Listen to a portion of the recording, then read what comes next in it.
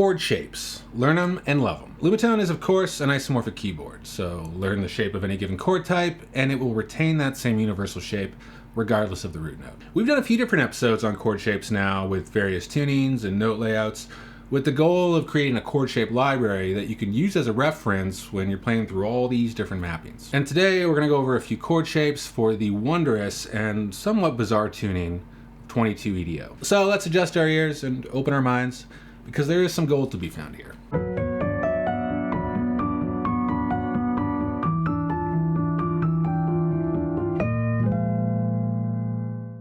So equally dividing the octave by 22 notes can be divisive, depending on who you're talking to. Personally, I love it. It sends you down these musical roads that stray pretty far from what can be played in the standard tuning, which can be rewarding. And while I'm certainly not the one to be able to showcase its full potential, we'll go through it today and just check out what these intervals have to offer. So this series is simply about playing chords and intervals and making these microtonal tunings accessible to anybody, regardless of music theory knowledge, which is what this instrument is so great at doing. So without getting too much into the theory at all, this tuning is different than, say, the ever popular 31 EDO. It's not a mean tone tuning, so the fifth here is left sharp, which shuffles some of the thirds around, yada yada yada. Let's play some chords. Let's just run through the octave here so you can get a sense of the ascending note pattern.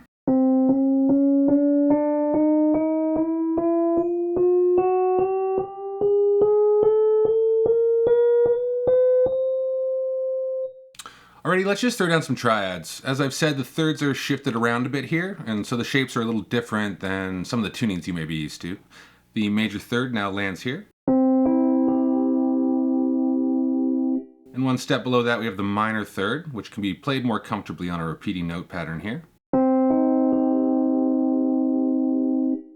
And a step below that we will find the sub-minor third.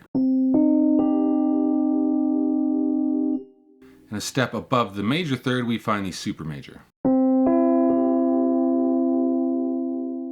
We can also play some pretty unique triads that may sound off to some when played out of context, but the more your ears adjust, the more you can find use for them. Here's what some call the magical triad, with the minor third and the fifth being pulled back one step, which seems like it's not quite a diminished chord. Then there's the tiny triad with a sub minor and a raised fourth. We can also play a giant triad with the super major third. But let's get back to some more familiar chords, which tend to take on new shapes compared to the more popular tunings. We've got the major 7, the minor 7, the dominant 7, and the harmonic 7, which certainly sounds different than it would in 31 EDO. But let's just play around with some of these shapes and hear how things vibe together.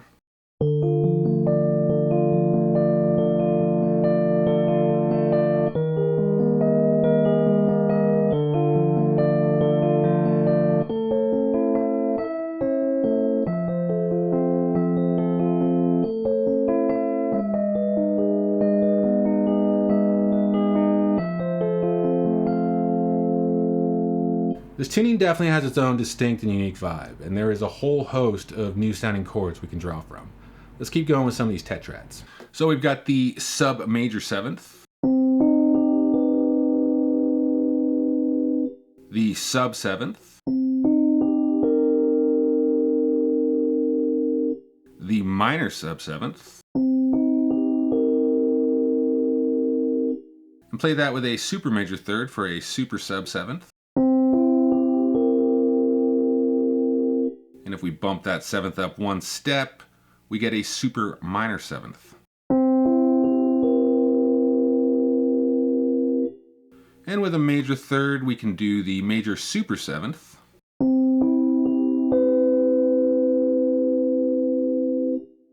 Using the tiny triad, we can play a tiny 7th.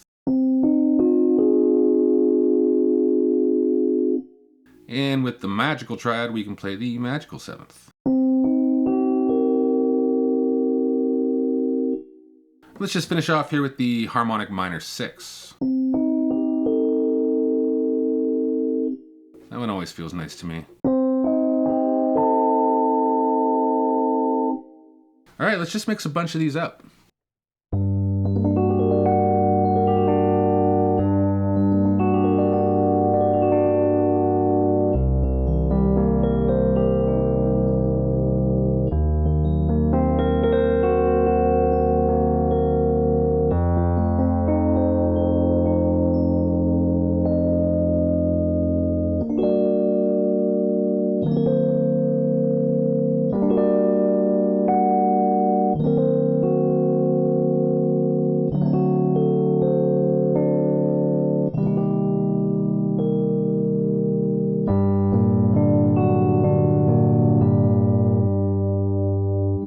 So hopefully these shapes just offer a good jumping off point for this tuning. A lot of these chords have shapes that don't really translate to other tunings, so use these shapes as a reference and see if you can find some love for 22 EDO, and it will love you back. I don't know, I just feel like there's a lot to be discovered with this tuning, and these shapes could be a useful key for all you folks who are far more talented than myself to unlock its potential. But thanks for sticking around all the way to the end here with me, and take care, folks.